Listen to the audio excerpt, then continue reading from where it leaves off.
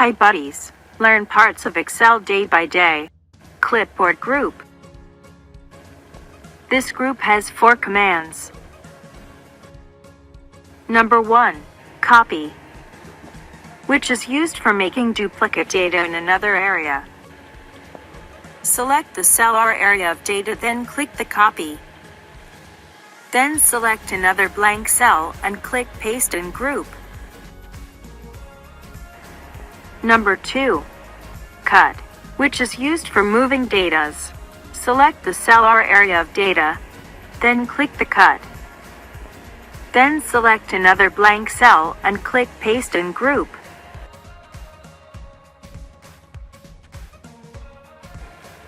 Number 3, format printer, which is used for copying the format of a cell to another cell.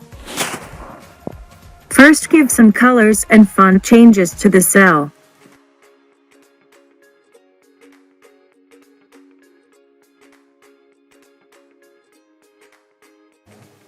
Then click Format Printer.